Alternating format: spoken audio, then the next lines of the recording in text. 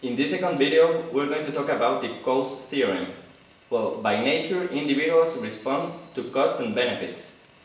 The Coase Theorem is that if transaction costs are zero, the parties can efficiently internalize externalities through private agreements, regardless of whom the law grants the right or responsibility.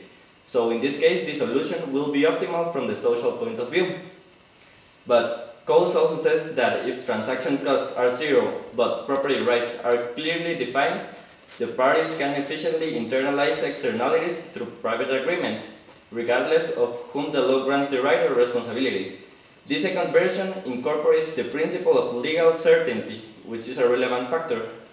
Finally, Coase says that it is obvious that rules and institutions matter. So if transaction costs are significant, it will depend on whom the law grants the right or responsibility to effectively internalize that externality.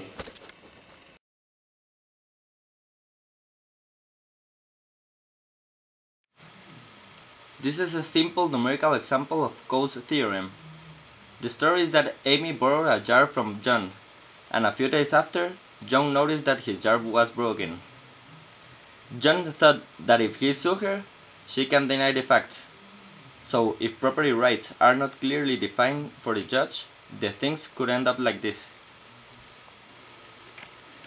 The jar costs $300, and if you multiply it by the probability of winning, it will be $150, minus the cost of the lawyer, which is the transaction cost, which actually is $50. Then John will end up with $100. Obviously, if John wins, Amy has to lose. So she will lose the $150, and she'll have to make an extra spending on the cost of the lawyer, which is $50. So hence she will lose the total of $200. If they get into a private agreement, Amy can pay John only $150.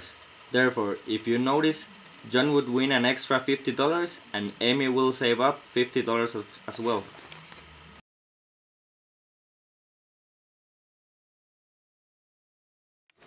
John also thought that if he decided to sue Amy, but this time if the property rights were clearly defined, the things could end up like this. As we said, the jar cost $300, and if you multiply it by the probability of winning, it'll be $200 minus the $50 of the lawyer. John would end up with $150. Therefore, Amy will lose. So she'll be losing $100 minus the $50 of the lawyer. So in total, she'll be losing $150. If you notice, there's no incentive to reach any private agreement, as Amy would lose more money if she does. In law and economics, the Coase theorem attributed to Ronald Coase describes the economic efficiency of an economic allocation or outcome in the presence of externalities. So that's how in the previous examples we showed how the Coase theorem works when there are no transaction costs. Thanks. By contrast, Arthur Pigou suggested that the law should solve the externality problem by imposing a tax or penalty to disincentive the one that was causing the externality problem. Actually, this is the basis of current environmental legislation in Guatemala, for example. In short, Coase's ideas can be applied as follows. First, that private agreement between the parties can internalize efficiently the externalities. In case those private agreements fail, then the function of the law would be to provide the efficient solution without abandoning, of course, the criteria of justice.